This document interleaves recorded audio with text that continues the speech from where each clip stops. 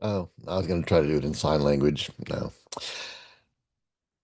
I'm not Topping Dude. This is that Topping Dude plays the American Film Institute's daily movie guessing game, Get the Picture. And it is February 10th, 2026, and it is game 1409, 1409, 1409. And, oh yeah, we will check in with the anonymous player and Jaden. We didn't hear from the anonymous player yesterday. I wonder if he wrote in late. This is today, and he says, "I got the picture." As for yesterday, well, he either didn't play or he didn't tell us about it. I don't know which. I suspect he didn't play at all because he would have told. Well, he told me. He would have told me, and then I would have told everyone else. But he doesn't. Okay. Jaden said, I didn't get today's picture. I'm a hundred. I'm only 100 perfect. I think he means percent. I'm only 100 perfect sure I've seen just one of the options, and it ain't that one. Sorry, Jaden. All right. Before we go, well, let's go ahead and get in. Share the whole screen. Share the whole screen. Share the whole screen. Yesterday the answer was Dunkirk. And we mentioned that it is pure cinema. Even the American Film Institute's daily movie guessing and get the picture knew it was pure cinema. And maybe you're saying, wait, what's pure cinema? Okay, all right. That's a fair question. Um, I think I found a good definition of it here. Pure cinema refers to a style of filmmaking that emphasizes the visual and oral aspects of the medium, prioritizing images and sounds over narrative or dialogue. So it doesn't mean that there's no narrative or dialogue. It just means the sound and the visuals are more important. And it reminds me of I mean, it's not to say that Sylvester Stallone is a master of pure cinema, but he did once say that he wanted to write a screenplay where it only had one word of dialogue. Well, that would be pure cinema if he made that film.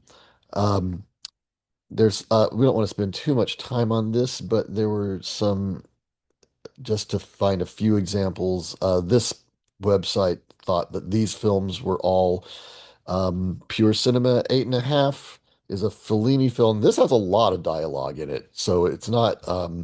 It doesn't by this measure. It doesn't. It can have plenty of dialogue.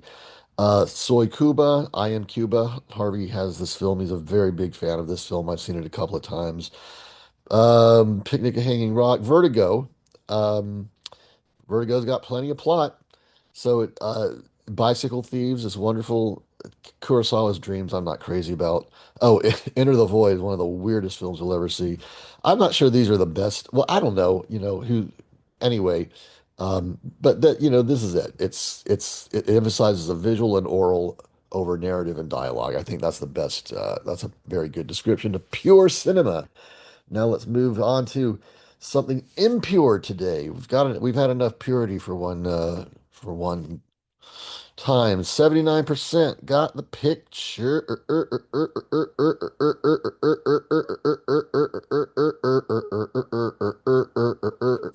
I think this is I think it's called Into the Wild, and this is a film by Sean Penn that is Emil Hirsch playing. It's a true story of this guy who went to Alaska.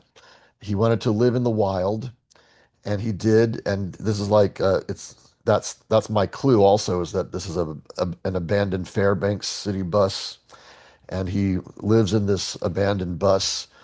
And he ends up accidentally killing himself by eating a plant that he didn't realize was poison. And then you see him, who knows if this happened in real life, but you see Emil Hirsch as the character look through a book and realize and say yes. And he identifies it after he's already eaten it. And he said, okay, this is why I'm feeling like such shit right now. I'm about to die. And he dies. Well, that's the end of the movie, of course. There's a lot more. All the rest of the beginning is about him, breaking away from his family and actually making the decision to go to Alaska and his adventures up there. I think it's called Into the Wild. It might be a slightly different title. We're about to find out, but that's definitely what this movie is. All right. Guess the picture. The Day After Tomorrow. The Day After Tomorrow is an apocalyptic film. It's about nuclear disaster and what happens, the aftermath of nuclear disaster. The day after tomorrow, if you will. Or oh wait, I might have that wrong. The Day After Tomorrow might be about climate change. It might be that guy. What's that guy's name? He does a lot of big epic films like Independence Day, that big film with Will Smith and Bill Pullman and a lot of other people. Um and I think that same guy did a climate change like what after, the hell Earth as hell freezes over. That it might be that instead. Anyway, let's move on. Get on the Bus. Get on the Bus is a Spike Lee movie. Look, he's on the bus. Therefore, it's get on. That would be a little too on the nose, wouldn't it? All right, and it would probably be a bus that runs. Okay, let's see. EFGHI. It should be next. Into the Wild. That's the answer. Mystery Alaska and The Road. I don't know Mystery Alaska, and The Road is that movie. What is that author's name? Well, The Road isn't sort of another. There's a lot of apocalyptic films in here, weren't there? Oh, just one. The Day After Tomorrow and The Road. It's bookended by apocalyptic films. The Road. I don't remember what is The Road. Isn't that with Viggo Mortensen? And it's like I don't know. It's in the future and it's dystopian, that's for sure. Okay. But anyway, this is Into the Wild, and we're gonna play it on my honest game. I'm not even gonna cover. I am so sure it's Into the Wild that I am not even gonna cover the screen. I know it that that's what it is, and I'm right. The Day After Tomorrow. No, of course it's Into the Wild. Um, 79.8% correctly identified or guessed Einta the Wield. 12.4% guess my my Mystera Eleske. Mystera Eleske. 3.4% guess Thada Aftir Tomora. Thada Aftir Tomora. 3.3% guess Thoroad.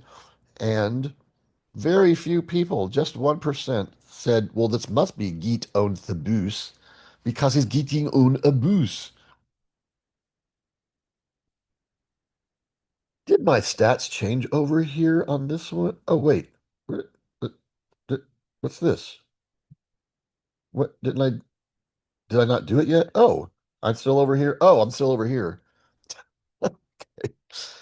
4 day street. Oh, this is I'm still on the honest side. Okay, let's see what the stats are. Still 79%. Okay, I haven't even done it on this side yet. That's what got me confused. It's Into the Wild, right? Don't pick the wrong one now. Jeez. All right. Okay, and we already did that. And let's see what the stats are. The stats are 95%. See, they said about this motherfucker,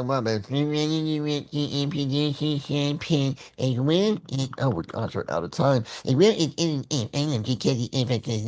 the Wild with Iron by award in 2000. In the anime okay, you'll have to do a screenshot and read that by yourself if you want to read all that. We don't have time for me to read it out in this voice. Well, Into the Wild is I remember Sean Penn in an interview, he thought that Emil Hirsch was the greatest young actor of his generation. And, he put him in that. And he's in Milk. And I think he's in Milk because Sean Penn said, well, get Emil Hirsch. So Sean Penn had really high hopes for him, and it's not, I mean, he has a perfectly fine career, but he didn't become this big star that everyone thought, that Sean Penn thought he was going to be anyway. But anyway, he's a good actor, and Into the Wild is a good movie. I don't think I would say it's a must, but it's not, it's not. You will not have wasted your time if you go. All right. See you later. Bye.